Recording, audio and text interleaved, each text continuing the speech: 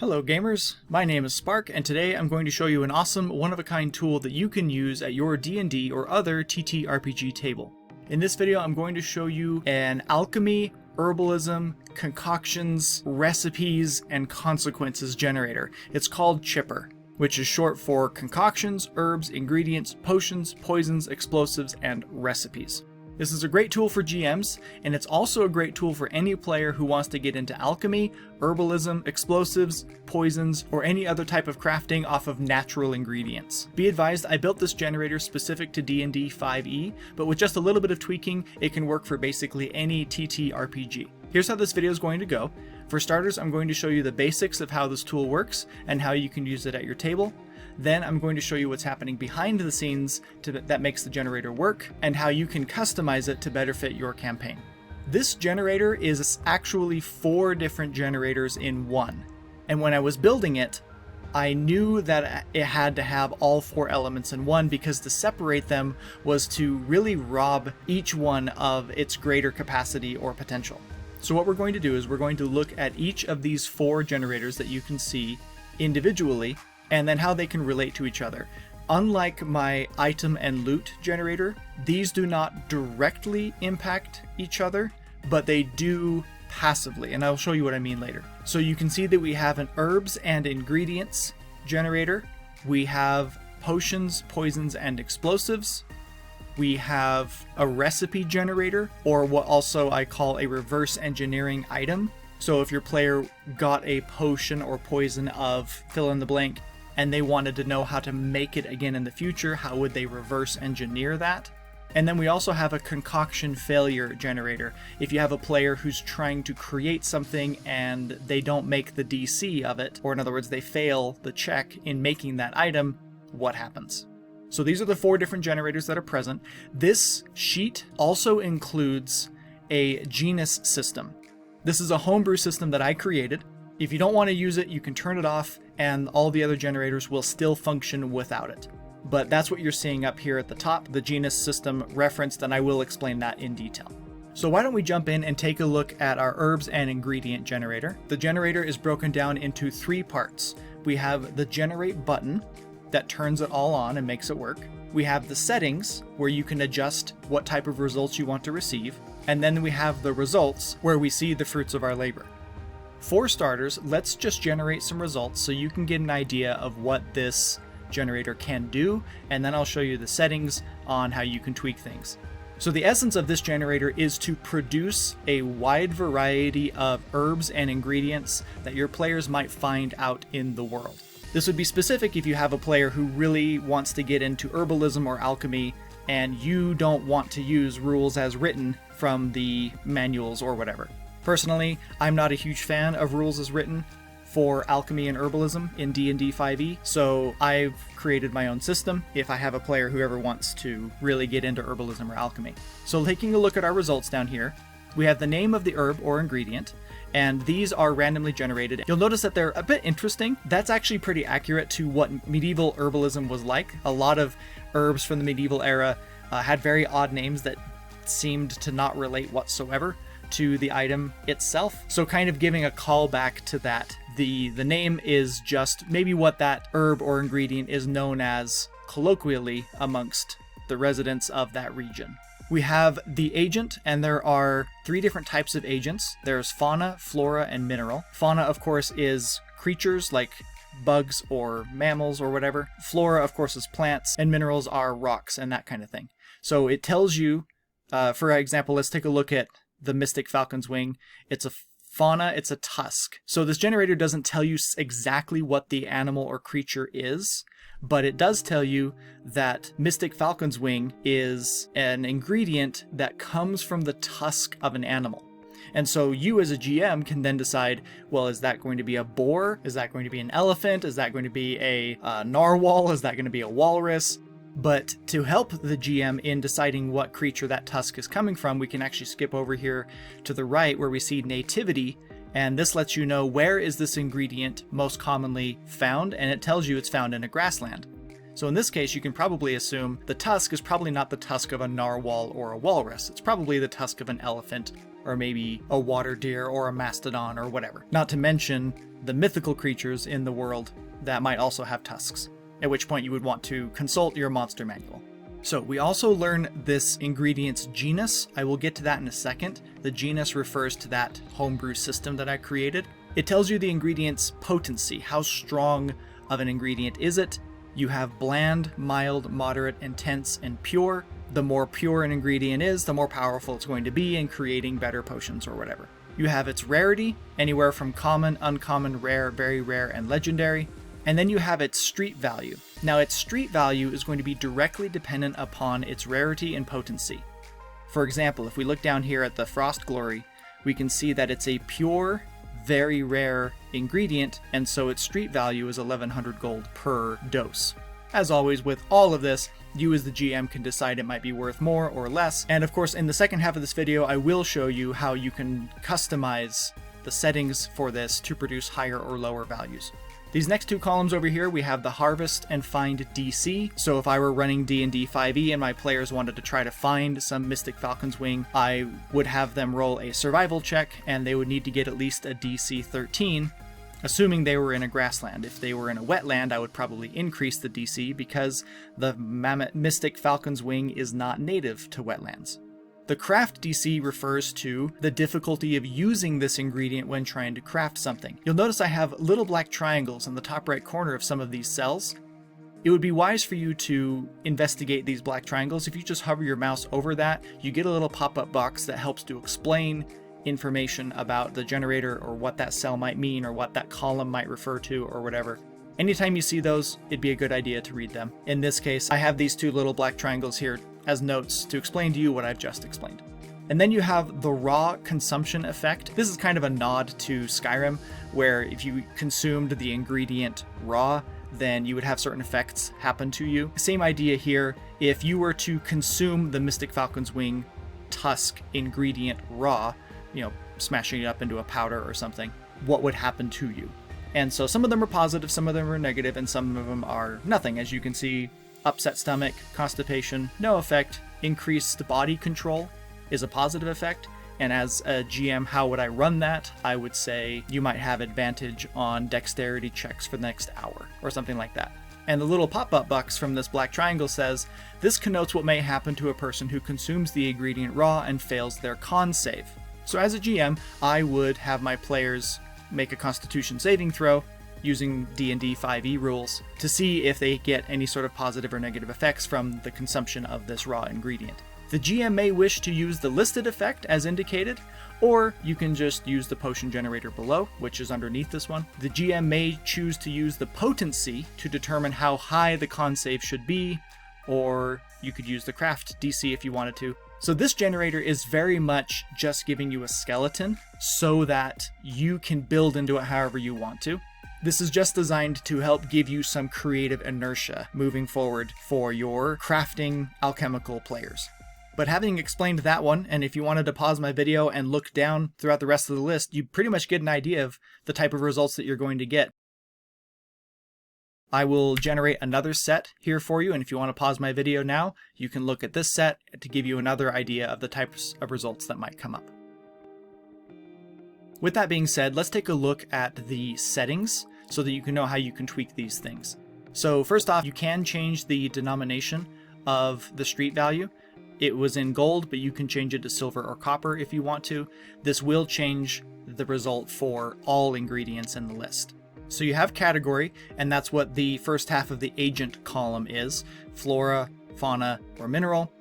Set to random. If you have it set to random, then it'll just go off of these checkboxes. Since all three of these checkboxes are currently checked, then it will generate any of those three. If you didn't want any minerals, you could just uncheck that, and you'll notice that minerals no longer are generated. If you wanted specifically fauna, same thing. However, you can also switch this to custom, and you'll notice at custom this shuts off, and now it will pull from a different table that's over in the reference tab, and I will show you that in the second half of this video when we get into customization. Here you can set how many do you want to have generated. You can generate 1 through 10, or you can set it to random. You can set the potency. Now right now it's turned off like it was over here a second ago, but again you can click this to random, and then the exact same way, it functions the exact same. Rarity is the exact same thing. Random, you can manually select the checkboxes, or you can run it off of custom, which is in the customization on the back half of this video, which I will show you later. So hopefully you can see this is designed to give you as much control as you want, so that if you specifically want to generate a rare, potent herbal ingredient for the sake of a quest, or for the sake of your player who wants to create a really fancy or special potion, all you have to do is click a few buttons. You can be given a whole list of rare, potent ingredients, and it'll tell you their names, where to find them, how much they cost if they wanted to try to go buy them, how hard it is to find them, how hard it is to use it, all with just a couple clicks of a button. I'm going to skip over the genera section as it relates to the genus for just another second. I will talk about it. We're going to talk about this last section first. This last section of settings is for you to determine the likelihood of raw consumption effects. So right now, if you consume an ingredient raw, there's a 20% chance that there will be no effect to you, the player. A 30% chance of a mild positive effect, a 30% chance of a mild negative effect, and so forth. You may adjust these settings however you want to, just make sure that they all add up to 100%. If you want to know what the different types of mild and severe negative and positive effects are, I will show you that in the second half of the video, as it's on the other tab with all the customization stuff. Okay, so the time has come for me to explain the genus system and how it works. It is homebrew, again, and so if you wanted to stick to D&D 5e rules as written, but you just wanted to have names for ingredients and that kind of thing, then all you'd have to do up here at the very top is click this button that says Set Genus System Complexity. Just click that off, and it says Genus System is turned off. And now you'll notice that this returned a bunch of negatives. This is now shut off. You can't use it now.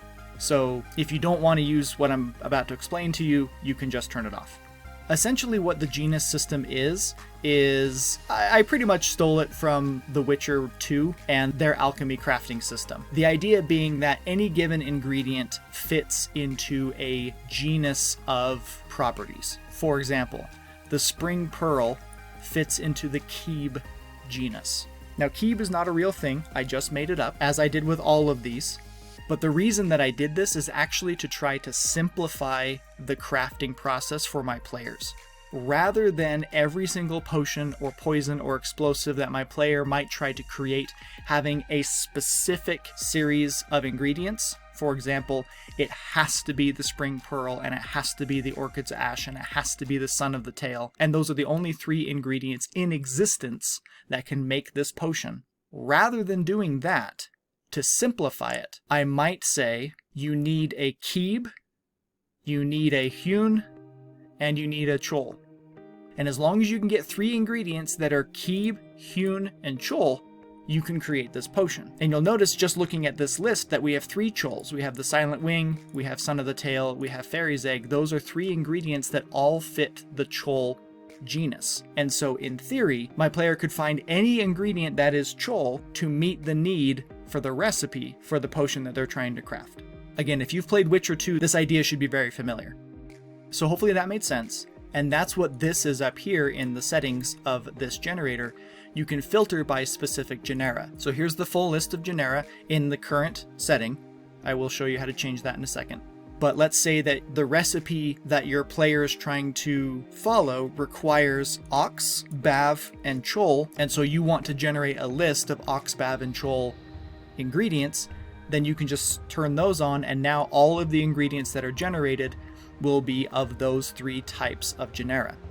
And how I might use this as a GM is if my player says to me, what ingredients do I know of that fit the Bav genus? And so I might come in and filter by Bav only and say, well, give me a nature check. And they roll a nature check.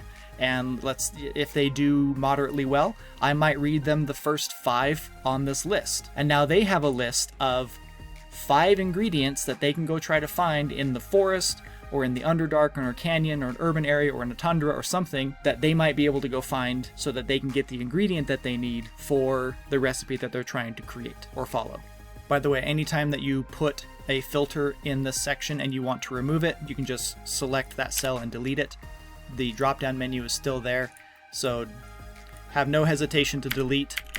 I just press the delete key. It will not ruin the generator to delete anything in these cells right here.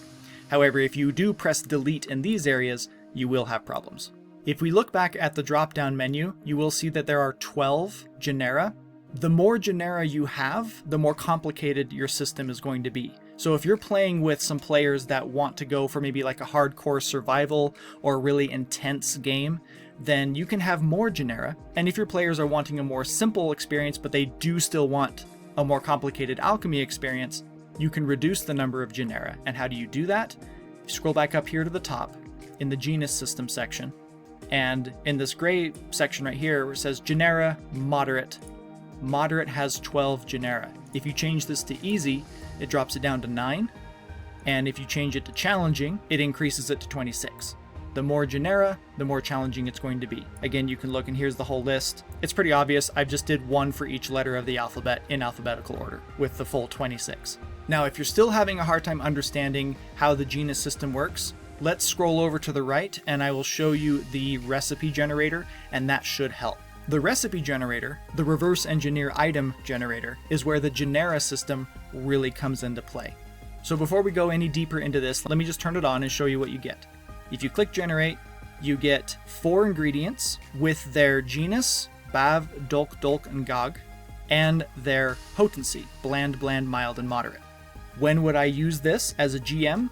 Let's say my player comes to me and they say, GM, I want to create a potion that when poured into putrid water will cleanse the water. So I, as the GM who wants to reward creativity from my players, goes, okay, cool, make an investigation check, make a nature check, make a survival check, right? Just put a few rolls in there, and after maybe, I don't know, 4 hours of in-game time, not table time, because that'd be ridiculous, but 4 hours of in-game time of research, then they're able to put together that they would probably need 4 ingredients: a Bav ingredient that's at least bland, a Dolk ingredient that's at least bland, a Dolk ingredient that's at least mild, and a Gog ingredient that's at least moderate. So what I would do as the GM is I would just tell them that. I would give them this list, and now they have a recipe for how they can create this water purification potion that they can now keep in their notes, and anytime they want to create a water purifying potion, they can look through all the ingredients that they might have on their possession and see which of them meet the requirements of the recipe. Now you can simplify the recipe, so let's take a look at the settings now. Up here, we can specify whether we're trying to create a potion, a poison, or an explosive, or we can set it to random. And what is the rarity of that item: common, uncommon, rare, very rare, or legendary, or random. So how would I as a GM use that? Again, my player comes to me, wants to create this water purification potion. I would just decide in my head, what type of rarity would that be? Would that be an uncommon, or rare, or a legendary?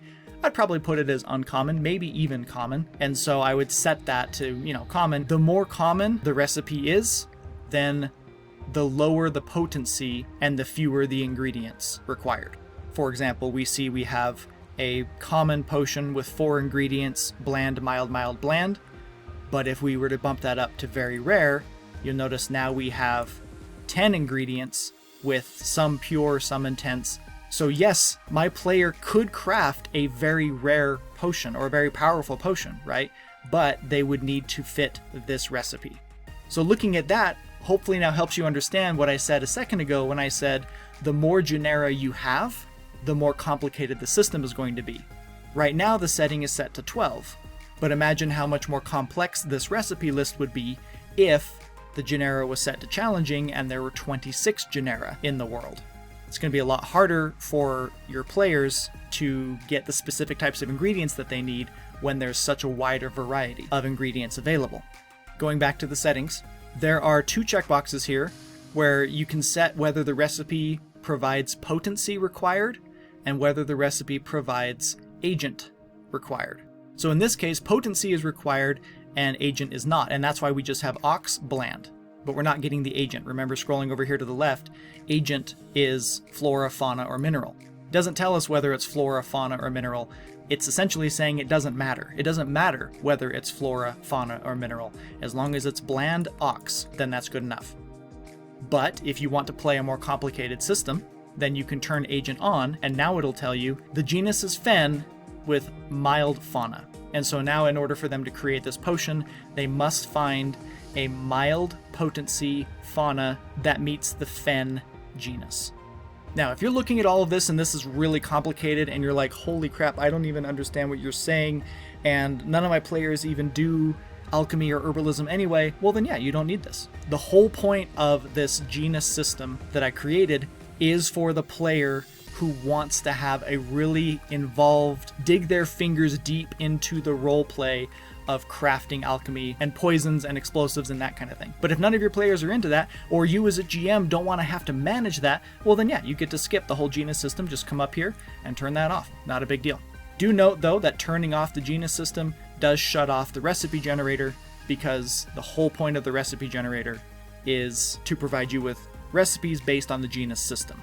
So notice that it says right here, the genus system is not activated. You can use the standard herbs and ingredients generator if you want to create a recipe. So if you wanted to create a recipe, but you didn't want to use the genus system, just come back over here to the herbs and ingredients generator and decide how many ingredients are required. Maybe you say 3, and there you go. You can just give them these 3 as the recipe.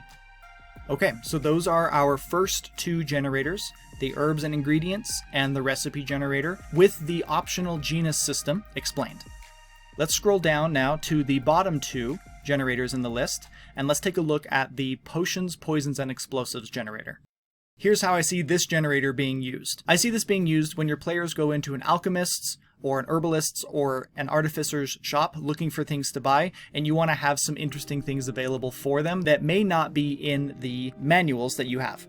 Let's start off on this one looking at the settings. So we have your potions, poisons, and explosives. Just like up above, you can set to random or custom.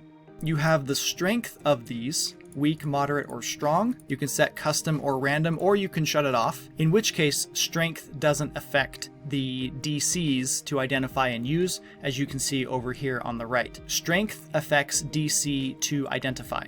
So for example, if your players are wandering through a dungeon and they come upon a dead explorer who has 3 potions in their pack, but they don't know what those potions are, they would need to be able to identify what those potions are, and that would be a DC, investigation or arcana or herbalism or alchemist check or whatever you decide. But what is that DC going to be?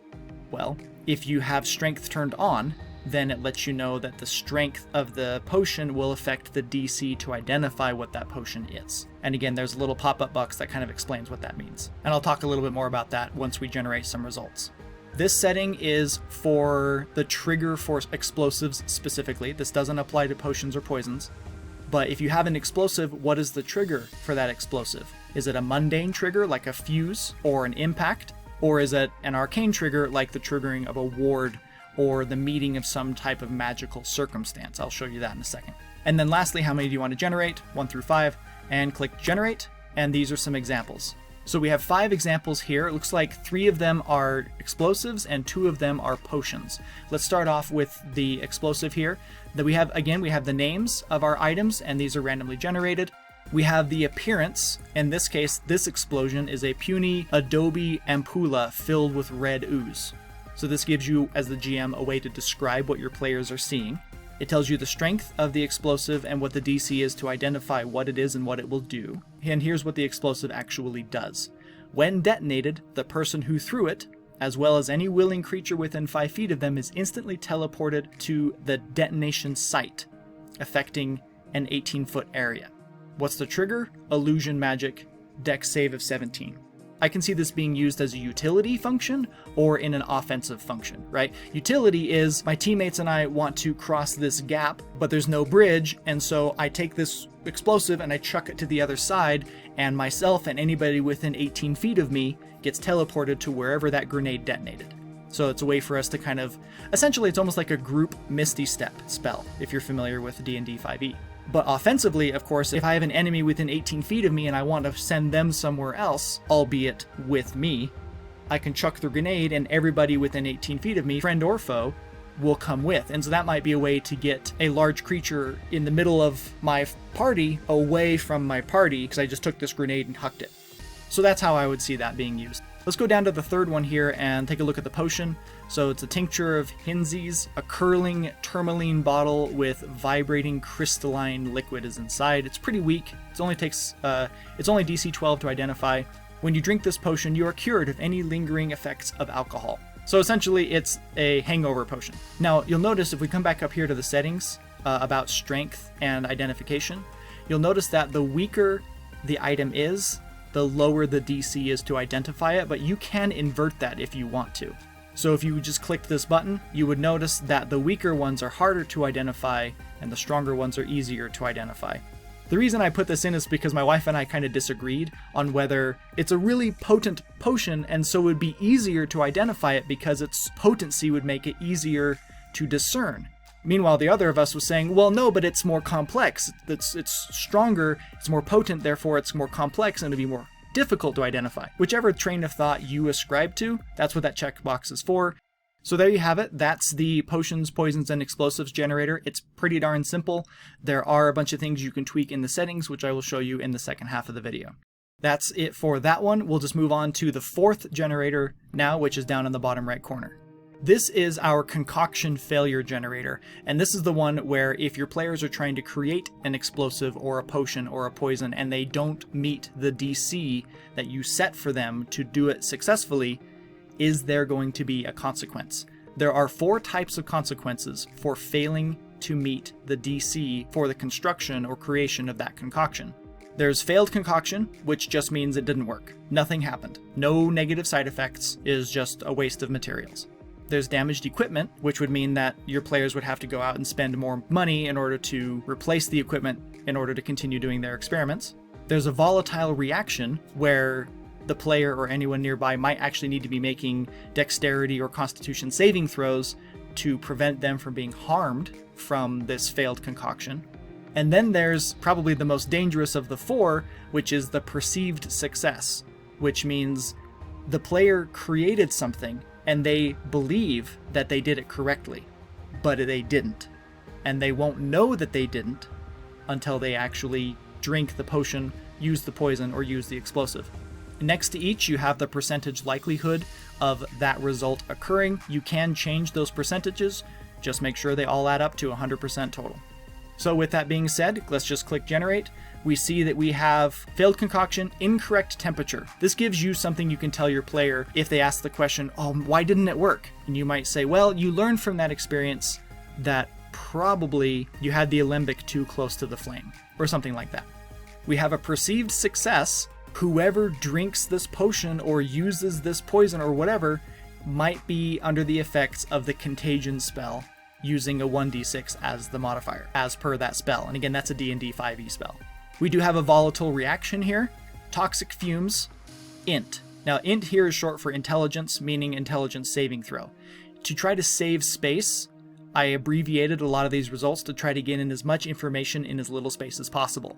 So whenever there's a volatile reaction, there will always be a saving throw required listed in it, and it's just going to be abbreviated. So in this case, int. And if they fail, what are the results? Magic suppression. As a GM, here's how I would run this.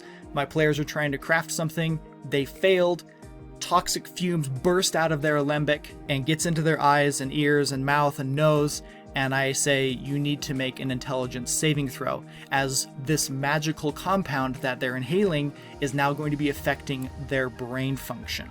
And if they fail the saving throw, I will say you feel disconnected from the weave, from the power of magic, and instinctively you try to use some of your magic and it doesn't respond.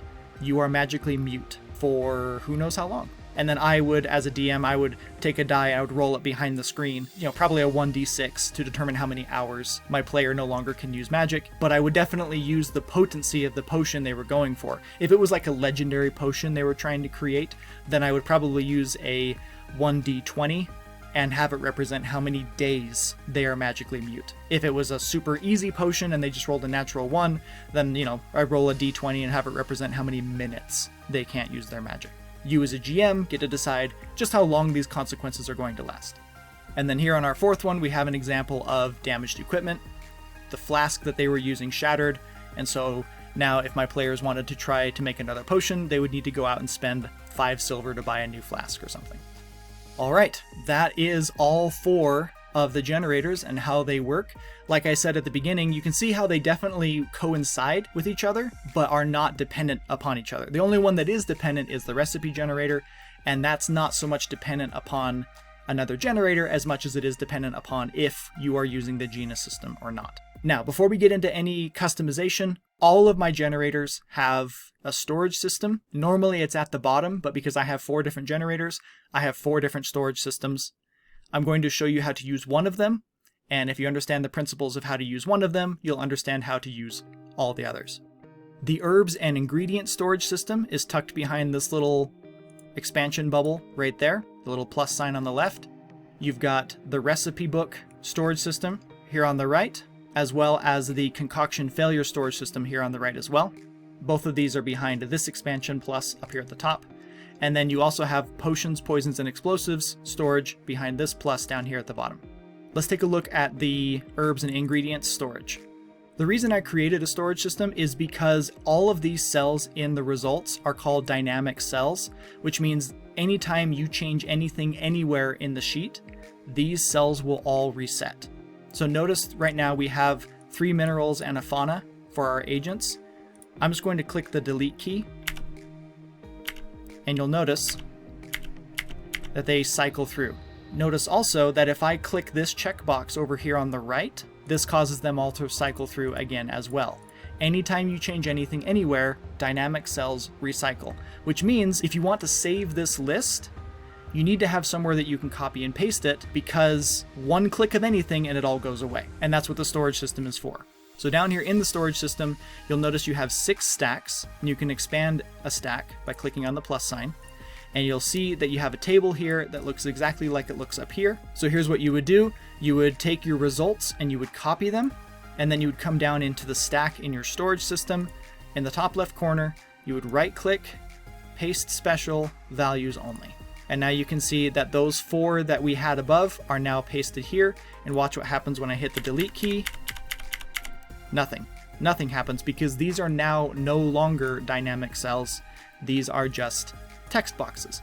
But if we look back up here, these are still all dynamic cells, and you'll notice that they are not text boxes. You can look in the formula box and you can see there's a whole bunch of information in here that's making it all work, not just text. But if you come down here into the storage, you'll see that we just have text. And that's what we want. And that's why you do need to paste special values only. If I were to right click and just paste, you'll notice that we didn't get that. And you'll notice that as I hit the delete key, things are cycling through. We don't want that. So right click, paste special, values only, and now they're stable. You do have a stack tracker right here that lets you know how many openings there are in each stack. Right now the stack tracker says stack 1, which is this section right here, has no openings. That's because it's reading these hash marks. If you were to delete these hashes out, you'll notice that it says, oh, you have 6 openings. So to prevent a false reading when you're copying, just copy the ones that you actually want. And now you'll see it says stack 1 has 6 openings. If you wanted to delete one of those, you'll notice it changes it to having 7 openings. So you can have all of your stacks collapsed, but still have an idea of what is in each stack. Use the notes section to take any notes that you want to for ease of reference. And there you go. Now you know how to use the storage system. And if you understand the principles for how to use this storage system, you'll understand the principles for how to use all of the other storage systems. They all function basically the same.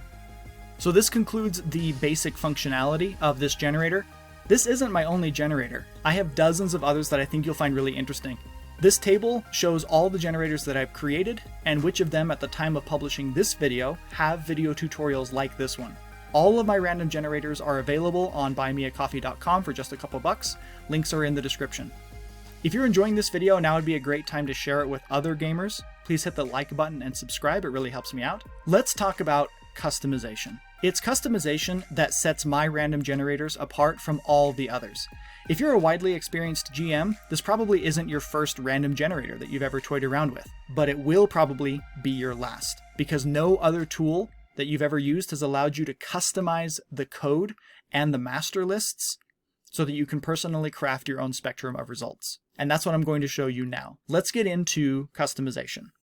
Every generator that I create has the main tab and the reference tab. So if you look down here in the bottom, you'll see that there's the reference tab. You can click that and it takes you to this screen where you see we have 4 sections that are currently minimized. We have herbs and ingredients, failed concoctions, potions and poisons, and reverse engineer item. You'll notice that these line up with the generators that are on this screen. Let's take a look at herbs and ingredients for starters. We have several different sections. We have the agent, subtypes, ingredient names, details, nativity, genus, and raw consumption effects. Let's take a look at each of those.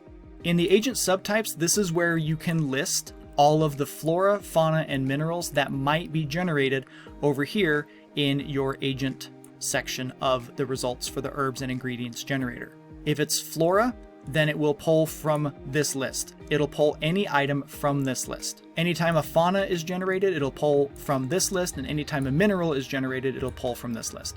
You can add to this list to your heart's desire. You could add an additional 10,000 minerals into this list, and it will pull anything from that. For example, let me prove this to you. I'm going to put TomTom as a mineral in there, and you'll notice if we come back right there, we have mineral TomTom. Why is that there? Because it's here in the list. So anything that you want to possibly be in the list, all you have to do is add it over here in its appropriate column. If you understand that principle, you're going to understand 80% of the rest of how to customize this generator. Now, of course, we don't want TomTom in there, so you can just delete it and now it won't be generated. One word of warning though, if you are going to delete something out of the middle of a list, like let's say you didn't want the ear there, you could just press delete, but there's a risk that this will harm the functionality of the generator. And so the more effective thing to do would be to right-click, delete cells, shift cells up. And now we don't have that gap and we got rid of the ear. So that's how you're going to want to delete things out of the middle of a list. Adding things, it doesn't matter where you add it, just at the bottom should be fine, as long as there are no blank spaces in the middle of the list. These three numbers up here just tell you how many are in that list. They don't affect the functionality of the generator at all. They're there just for your information. In the ingredient names section of the customization, you have an adjective column, and then you have a noun column for flora, fauna, and mineral. This is how the names are generated. So for example, we have flora that's called holy mantle. Holy is going to be a word over here in the adjective. If we scroll down to the H's, it's right there. There's holy in the adjective column. Mantle, that was a flora, so if we look under the flora nouns, we should find mantle, and there it is right there. And so that's how we get our names for flora, fauna, and mineral. Same principle as before. You can add or subtract to the adjectives column. You can add or subtract to the flora, fauna, and mineral nouns column, because these columns are how the names of the ingredients are generated. Now, in the details column, this is where we start toying around with the custom settings that I talked about earlier. We come back here to the generator. Remember I said that you have category custom, you have potency custom, and you have rarity custom. That's what we have over here. Agent, potency, and rarity. This is where you can set the percentage likelihood of the ingredient being generated being either flora, fauna, or mineral. With agent set to custom over here in the settings, there's now a 36% chance of flora, 34% of fauna, and 30% of mineral. You can change these percentages however you want to, as long as they all add up to 100%. How you would use this is if you like the idea of there being lots of flora. It's herbalism. It needs to be herbs. We're going to have 75% of all ingredients being herbs. Well, then you can do that. Absolutely. Just change that to 75% and then change these two to equal the remaining 25% however you want to. If you understand that, then you understand how the potency custom works and how the rarity custom works. Again, these only come into play when your settings on the main generator are set to custom. If they are set to random, then it just plays off of the checkboxes, and these tables are not used. Scrolling underneath those sections, we get into the street value and cost of these ingredients. Now, the base value for any given ingredient is 2, meaning 2 copper, 2 gold, or 2 silver, depending upon what you set copper, gold, or silver over here in the settings. But the cheapest ingredient, a bland common ingredient, is going to go for 2 gold. That's what this is saying. If you don't like that, you can change it. You could drop it down to 1, you could drop it down to 0.5. So essentially what that does is you could drop this to 1 and then drop this over here to copper, and then that's saying the cheapest herbal ingredient on the market is 1 copper. So this is where you get the control over how expensive the ingredients are. Below that, we get into the multipliers, because obviously your ingredients aren't all going to cost 2 gold. Some of them are costing 152, some of them are 637, etc. How do we go from 2 to 637? Through these multipliers. So we have the potency multiplier. So if the ingredient's potency is bland, it will randomly generate a number between 1 and 4 and multiply that number by the base 2.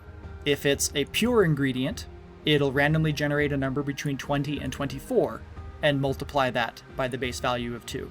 Essentially what we're saying is a pure ingredient could be worth 24 times more than a bland ingredient. That's what we're saying. We're multiplying the base cost by 1, potentially, with a bland ingredient, all the way up to a 24 with a pure ingredient. You can change these numbers however you want. If you want the potency of the ingredients to make a larger or a smaller impact on the street value of that ingredient, all you have to do is change the minimums and the maximums for each of the ingredient potency levels. Just make sure that the minimums are always less than their respective maximums. If you understand that, then you understand it's the exact same principle for the rarity, minimum and maximum for the various levels of rarity, and also the minimum and maximum for the various agents, flora, fauna, and mineral. It was my thinking that fauna is going to be harder to harvest because these creatures can run away or fight back, or minerals need to be mined, and so it takes more effort to get a mineral or a tusk off of a walrus than it does to pick a flower, and so that's why I said that fauna and minerals could potentially multiply the price by 2. It's all random. And that's why I really like these tables the way they're set up, is because it makes it very random, but still random within the boundaries that you've established. You're not going to be getting a bland common flora that's worth 30,000 gold, nor are you going to get a pure legendary mineral that's worth 10 gold. Why? Because that's how I set up these min-max tables. But again, you can change them to craft whatever price ranges you want for your ingredients. Scrolling down a little bit farther, we have these last two tables right here. This is the base potency craft DC. Remember we talked about the craft DC right here in this column. Where does that number come from? It comes from this table.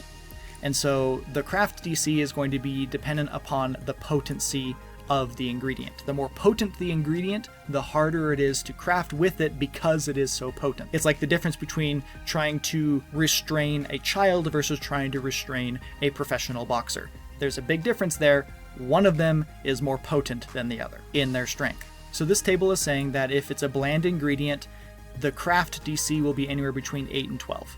Again, this is a min-max table. You can increase or decrease these however you want to. And if you understand the craft DC table, then you understand the find and harvest DC. That was this column right here in the results. And again, min-max tables based upon how common they are. It would obviously make sense that if the ingredient is of legendary rarity, that it's going to be hard to find, and so you'll have find and harvest DCs in the low 20s. That was my thought process, but again, you can change these numbers however you see fit. This little blue cell here is just for the functionality of the generator. Do not edit it. It doesn't matter to you. Okay, we're still plugging along. We're now in the nativity section, and this is the list of all of the possible nativities where ingredients can be found. As with these other sections, add or remove to this list however you see fit. Now the next section is the genus, and this is where we get the different types of genera that I talked about earlier. If you're not using the genera system, you can totally ignore this. This is the list for the easy genera, this is for the moderate, and this is for the challenging. Easy had 9, moderate had 12, challenging had 26. You can change these to whatever you want them to be. If you change the genera lists here, they will automatically change over here in the drop-down menu. Add or remove to these lists however your heart desires. Ignore these two columns, they're just used for making the system function. Okay, the last section for herbs and ingredients, we have the raw consumption effects. That was this column of the results over here. You'll notice that we do have a percentage table right here, but this percentage table exactly mimics what you have over here. So if you want to change the percentage likelihood of negative mild or positive mild results, you're going to want to do that over here in the main settings, and then this table here will automatically mimic what you have over there. You can ignore these blue cells, they're just there to make the system function. The stuff that you're going to want to edit is these 4 columns here. This is your list of mild negative things that could happen. This is your list of severe negatives, mild positives, severe positives. Add or remove from that list however you see fit. So there you go. That is the herbs and ingredients customization section for getting this generator to function the way you want it to. Okay, so the next section is the failed concoctions, which coincides with the concoction failure generator, obviously. This one is very small and very simple. You have your different types of failed concoction results, damaged equipment, volatile reaction, and perceived success. Add or remove to this list as your heart desires. And right here you have the table for the odds of results. That is exactly mimicking this one. So if you want to change the percentages, do it over here in the generator itself. This is just mirroring that, and ignore these blue cells as just part of the function. So again, the only things you need to worry about editing are these 4 columns, add or remove as your heart desires. The third section is for potions, poisons, and explosives, coinciding with the generator by the same name. You can probably tell immediately that we just have a bunch of columns that you can add or remove to as your heart desires for the names of the item. So we have the so-and-sos, and then we have nouns for potions, we have nouns for poisons, and we have nouns for explosives. We have the item's appearance, so we have its shape or state, its material, an adjective, a color.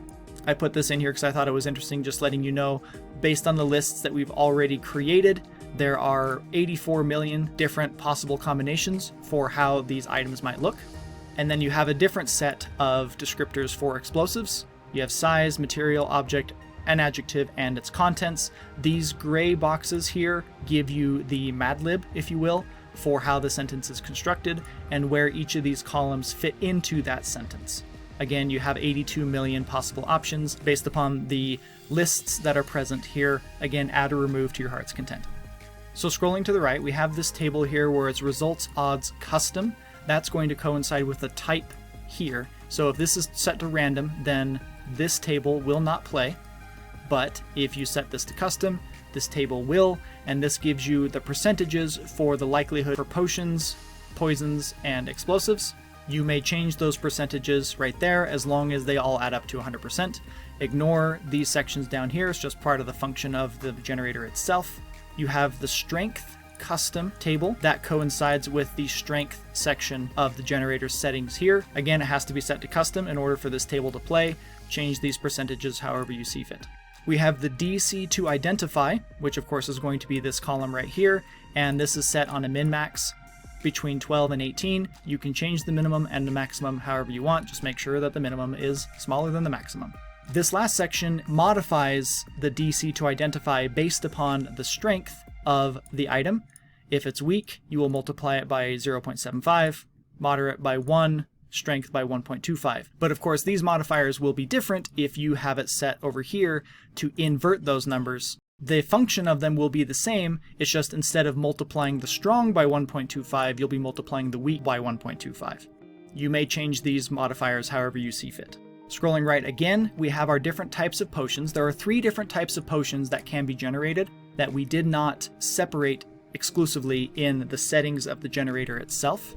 But we have timed duration potions, instant effect potions that are not health point specific, such as healing, and we have instant effect potions that are health point specific. So for our timed duration potions, here is this gray box is the Mad Lib for how the sentence is structured.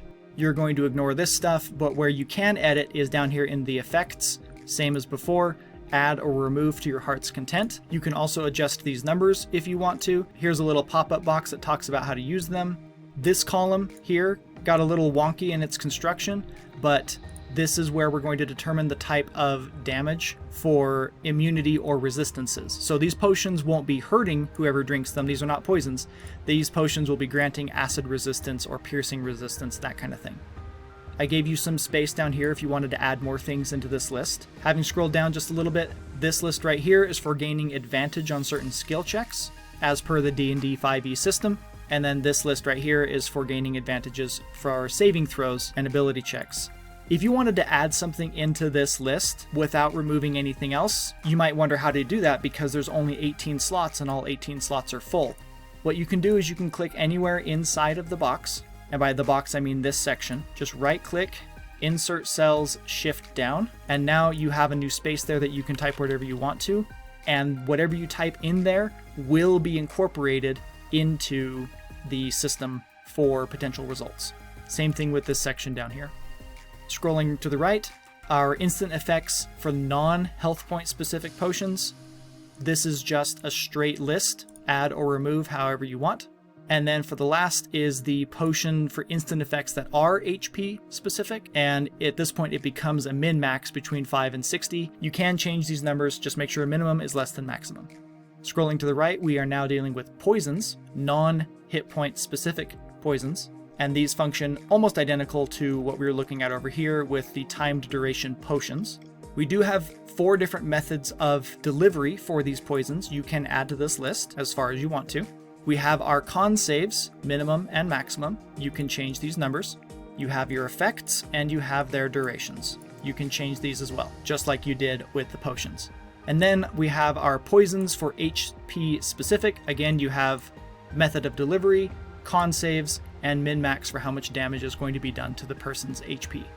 Scrolling to the right, the last section here is for explosives. We have again our Mad Lib for the sentence, and here's the list of effects. Here's our min-max for the area of effect, number of feet, min-max. Here we have a min-max for the type of damage that's being applied or how much damage is being applied. And here we did things a little bit differently. If you look over here in the effects, you'll notice that this, for example, says 5d4 acid damage, but watch what happens when I cycle the cell. You'll notice it changed from 5d4 to 2d8. With this cell highlighted, if you look up here in the formula bar, you'll see that this is actually a formula. Gurgling liquid spray deals,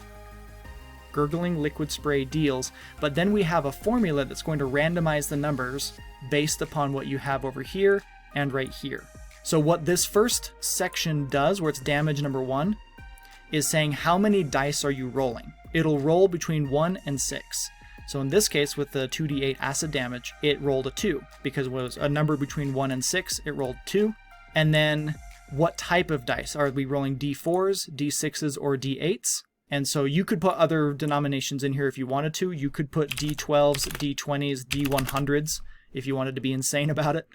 And you'll notice that 5d12 just got spawned there. The 12 came from right there. So you can add what type of dice are being rolled in damage 2 here, and you can decide how many dice are being rolled based upon a random number between whatever's in this cell and whatever's in that cell. In this case, we have 1 and 6. And that's how we get these different numbers.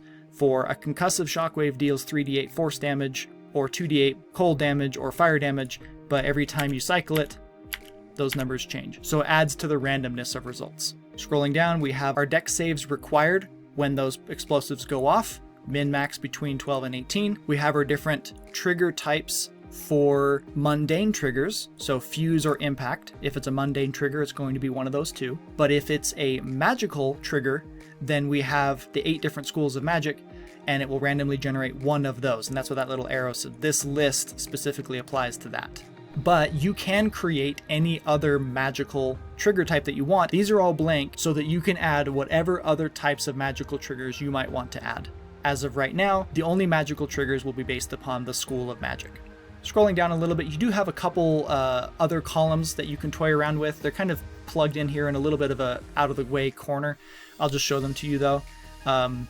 These arrows give you an idea of where they're coming from or what they're applying to. So if we look at this explosive effect, a rune marks the ground for 1d4 rounds, after which the Magnify Gravity spell is triggered. Why was it the Magnify Gravity spell? Well, you'll notice if you look up here in the results, that's the one that's being randomized, the spell. And that's where we get these arrows pointing us to the list of spells that are over here on the right. So everything in this list is a spell from the D&D manual, and my wife and I chose ones that we thought were appropriate for a magical explosive. You can add or remove to this list however you want. It is capped down here at the bottom, but as I showed you before, if you want to expand this section, just right-click, insert cell, shift down. Likewise, we have this explosive that says, the explosion tears open a portal to the which plane, and the plane is randomized from this list. You can add or remove to this list however you want. The portal remains open for 3d4 days. Now the 3d4 in this case is going to be coming from the dice section, but it is possible, looking back at this list, it is possible for it to open up to a different place, the home of a such and such deity.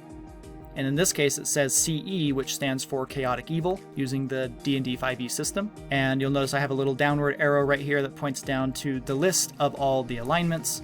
And so this home of CE deity is randomly generated. It does cycle based upon this. So you'll notice if I click delete, that changes right there as well. So basically these are nesting lists that are all nested inside of each other. You can edit them however you want to in the same way that I've showed you already. That concludes the customization for the potions, poisons, and explosives generator. The last one is for the reverse engineering item generator, this one up here on the right. You don't need to worry about anything right here, as it all just adds to the function of it. This little box down here is for your own information. You have 3 different odds tables that you can toy around with here for the recipe type ingredient chances. So if it's a potion, what are the odds that it will require flora, fauna, or mineral ingredients? If it's a poison, what are the odds of flora, fauna, or mineral ingredients? And if it's an explosive, what are the odds of flora, fauna, and mineral ingredients? My wife and I thought it made sense for potions to be more flora-based, poisons to be more fauna-based, and explosives to be more mineral-based. That was just something we thought was cool. You can change those numbers however you see fit, as long as they all respectively add up to 100% each. This little table here is how we determine the DC to craft.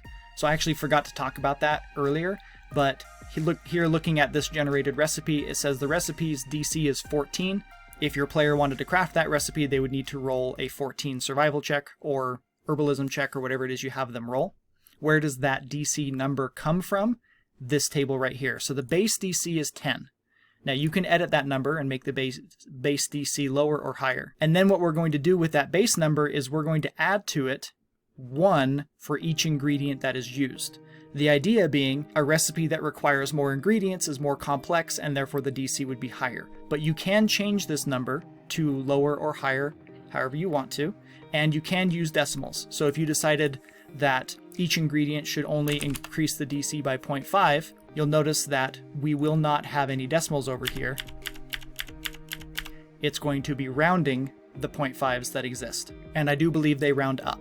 And then this little section right here adds a random modifier irrespective of any other modifier. So additional random modifier, it'll generate a number between -2 and 2. So that's 5 potential numbers. And it will add that to the DC. So if we go back and change this to 1 again, and then we come back here, you'll notice that the DC is 15, but we have 6 ingredients. If it was adding 1 per ingredient, shouldn't the DC be 16? Well, probably what happened was the random number between -2 and 2 that was generated was -1, and so 16 became 15, and that's why the DC here is 15. So this is just here to add some more random variety to the DC results to make them less predictable. This column of tables right here is to help determine what types of ingredients need to be generated based upon the rarity of the potion or item that is being created. So, for example, if we come back here and look at this, we are creating an uncommon potion. So if it's an uncommon potion, then it's going to require bland, mild, and moderate ingredients. You'll notice we have moderate, mild, and no bland in this case, but nothing higher than that. In other words, an uncommon potion will never require intense or pure ingredients because those two are turned off. If you wanted them to require intense or pure ingredients, then you just turn them on, and now you'll notice over here with our uncommon, we have a pure and an intense ingredient that's required because we turned that on. So you'll notice that rare requires intense, very rare could require anything, and legendary will not require any blands, but will require the heavier duty ingredients. You can change these checkboxes however you want to, so that the types of potions and poisons and explosives that you want will have the right level of ingredients based upon how you would like your players to engage in the crafting system. And then this very last table here on the right is for how many ingredients are going to be required based upon the rarity again. So again, we're using uncommon for the rarity of the ingredient recipe that we're going with. So that means that there are going to be between 4 and 6 ingredients to make that potion. Again, minimum and maximum, you can change those numbers. The reason it doesn't go above 10 is because there are only 10 boxes in this table, so don't go above 10 because there won't be anywhere for them to generate. Whew, and there we go, my friends. That is the chipper generator. Like I said at the beginning, it is a very involved and detailed generator with essentially 4 different generators inside of it. And hopefully you can see how this would be a fantastic addition to any table where you have at least one player that's excited about crafting potions, poisons, and or explosives. Thank you so much for watching. Remember, I have dozens of other generators, so be sure to check them out here on YouTube or at buymeacoffee.com. Please like and subscribe if you enjoyed this video, and happy gaming!